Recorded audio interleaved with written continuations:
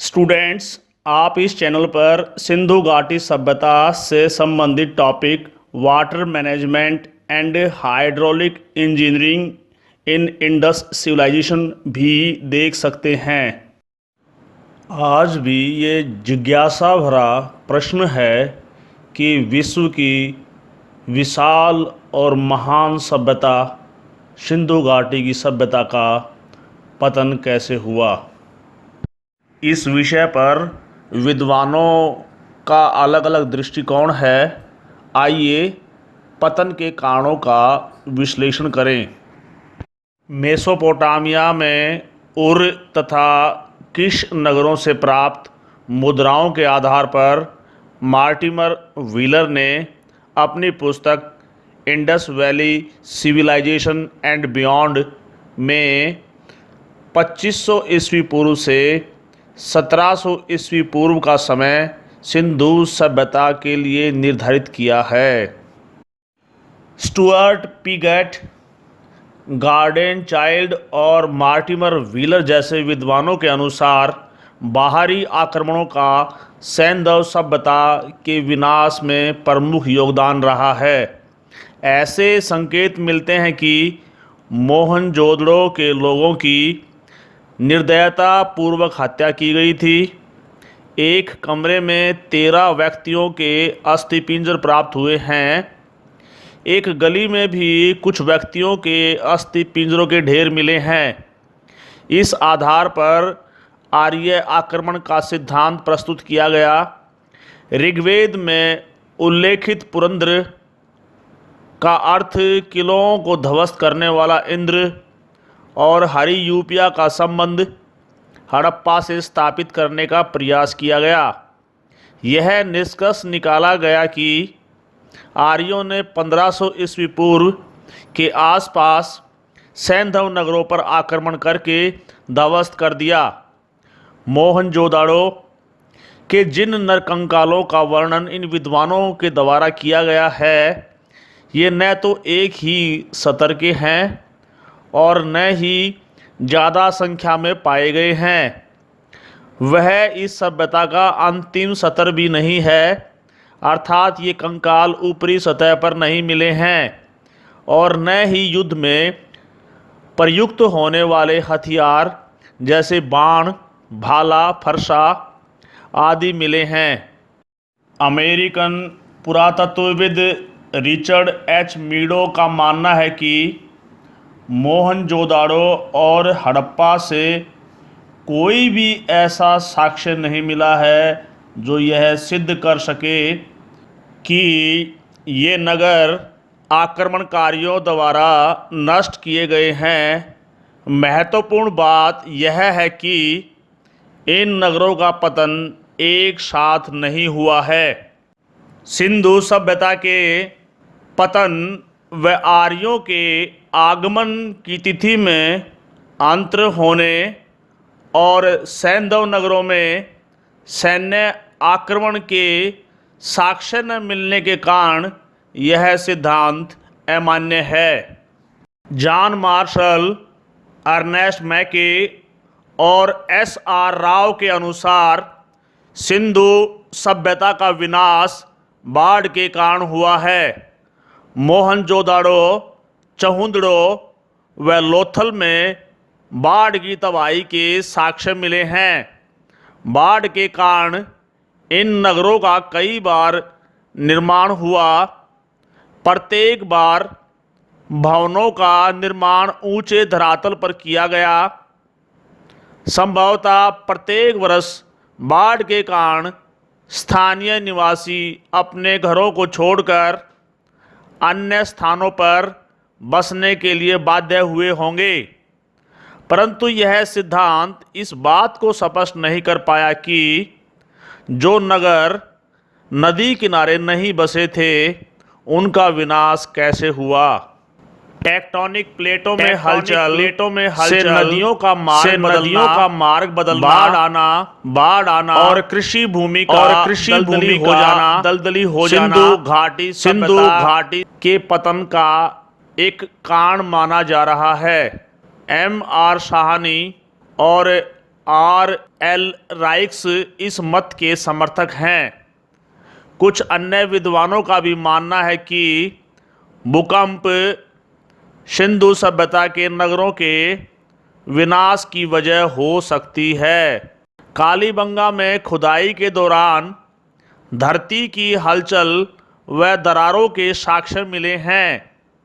गुजरात के धोलावीरा में खुदाई से पता चला है कि लगभग 2200 ईस्वी पूर्व तीव्र भूकंप के कारण दीवारों में दरारें आई और उनकी मरम्मत की गई।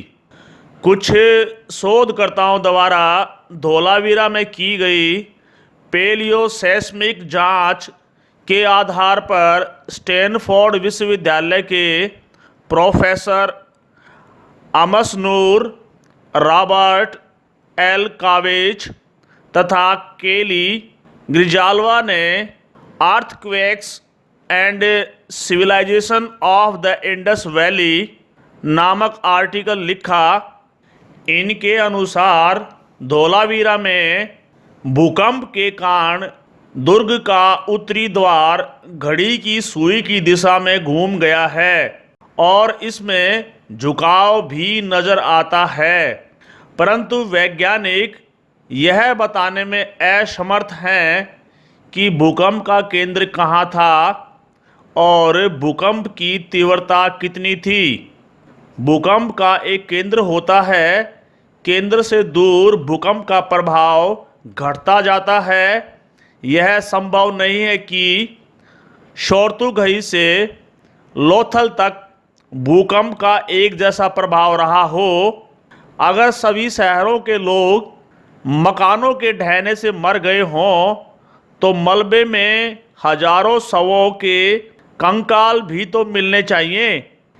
KUR कनेडी ने मोहनजोदड़ो से प्राप्त नरकंकालों के परीक्षण करने के पश्चात यह निष्कर्ष निकाला कि सैंधव निवासी मलेरिया, प्लेग जैसी प्राकृतिक महामारी का शिकार हुए थे। महामारियां मानव जाति के लिए सदा ही घातक रही हैं, परंतु मलेरिया का प्रकोप आर्द्र जलवायु और नमी के वातावरण जैसे तराई के क्षेत्र में अधिक होता है, जबकि राजस्थान, गुजरात, सिंध व बलूचिस्तान जैसे प्रदेशों में शुष्क हवा तथा उच्च तापमान पाया जाता है। काली मौत अर्थात ब्यूबोनिक प्लेग जैसी महामारी 1346 ईस्वी से 1351 ईस्वी के बीच यूरोप के सर्वाधिक प्रभावित क्षेत्रों में 20% से अधिक आबादी के लिए जानलेवा साबित नहीं हुई थी। महामारी से लगभग 13 लाख वर्ग किलोमीटर में फैली सिंधु घाटी सभ्यता का खत्म होना आश्चर्यजनक लगता है। अतः यह मत भी सही प्रतीत नहीं होता। आइए एक अन्य महत्वपूर्ण कारण जलवायु परिवर्तन पर नज़र डालते हैं। आरेनस्टीन और A.N. घोष के अनुसार जलवायु परिवर्तन के कारण नदियां सूख गई, तापमान में वृद्धि के कारण घग्गर जैसी सदानीरा बरसाती नदी में परिवर्तित हो गई। G.F. डेल्स के अनुसार कालीबंगा का विनाश घग्गर व उसकी सहायक नदियों के मार्ग परिवर्तन के कारण हुआ। इससे पीने के पानी और खेती के लिए जल का अभाव हो गया। वाल्टर फेयर सर्विस ने इस सभ्यता के पतन के लिए वर्षा में निरंतर कमी, वनों का कटाव, संसाधनों की अत्यधिक खपत और पारिस्थितिकी असंतुलन को जिम्मेदार ठहराया है। मकान बनाने और ईंट पकाने के लिए जंगलों की कटाई की गई। पानी की कमी के कारण कृषि की पैदावार घट गई। पशुओं के चारे के लिए वनस्पति की चराई निरंतर होती रही। अतः कृषि भूमि मरुभूमि में बदल गई और सूखे जैसी स्थिति पैदा हो गई। घग्गर हाकड़ा के मार्ग बदलने तथा पानी की कमी के कारण कालीबंगा, गवनेरीवाला, भिडराना और राखीगढ़ी जैसे शहर उजड़ गए। डीपी अग्रवाल और आर के सूद का भी मानना है कि सैंधव सभ्यता का ह्रास इस क्षेत्र में बढ़ती शुष्कता और घग्गर हाकड़ा नदियों के सूख जाने से हुआ। पानी की कमी के कारण कृषि उत्पादन में अत्यंत कमी व व्यापार में गिरावट के कारण सैंधव नगरों की समृद्धि समाप्त हो गई। ये विशाल नगर बसने वाली जनसंख्या को बुनियादी सुविधाएं प्रदान करने में असफल रहे। संसाधनों की कमी के कारण यहाँ रहने वाले लोग अन्य ग्रामीण इलाकों में बस गए हों ताकि कृषि कार्य द्वारा अपना पेट भर सकें। आइए अंतिम कारण आर्थिक संकट का विश्लेषण करते हैं। व्यापार, उद्योग तथा कृषि सिंधु सभ्यता की समृद्धि का आधार थे। हड़प्पा संस्कृति कृषि, लघु उद्योग और व्यापार के उच्चतम स्तर को पार कर गई थी। कृषि में सरप्लस उत्पादन और प्राकृतिक संसाधनों के रूप में प्राप्त कच्चे माल से औद्योगिक विकास में तेजी आई। दस्तकार, शिल्पकार ग्रामीण क्षेत्रों से आकर नगरों में बसने लगे। खाद्यान्न, मृदभांड, कपास, मन के आभूषण व लकड़ी और धातु से बने औजारों उपकरणों का निर्यात किया जाने लगा होगा। कालांतर में मेसोपोटामिया व मिस्र के लोगों ने कपास उगाना सीख लिया हो और खाद्यान्न के मामले में आत्मनिर्भर हो गए हों। ऐसे में सिंधु लोगों से उन्होंने आयात ही बंद कर दिया हो। औद्योगिक बेरोजगारी, नगरों में बढ़ती हुई जनसंख्या के कारण शहरों में जीवन यापन करना मुश्किल हो गया हो। 1900 ईस्वी पूर्व के पश्चात मेसोपोटामिया के साहित्य में मलूहा का उल्लेख मिलना बंद हो गया। 2000 ईस्वी पूर्व से 1800 ईस्वी पूर्व के मध्य सैंधव सभ्यता का स्वतंत्र अस्तित्व धीरे धीरे विलुप्त हो गया। हड़प्पा, मोहनजोदड़ो और कालीबंगन जैसे नगरों के नगर नियोजन और निर्माण में क्रमिक ह्रास के साक्ष्य मिले हैं। ये नगर अपने अस्तित्व के अंतिम चरण में तंग बस्तियों में बदल गए। शायद उत्पादन में क्रमिक गिरावट व पश्चिम के साथ व्यापार की समाप्ति के कारण उत्पन्न आर्थिक विपन्नता अर्थात बदहाली से नगरीय स्वरूप समाप्त होकर ग्रामीण सभ्यता में परिवर्तित हो गया।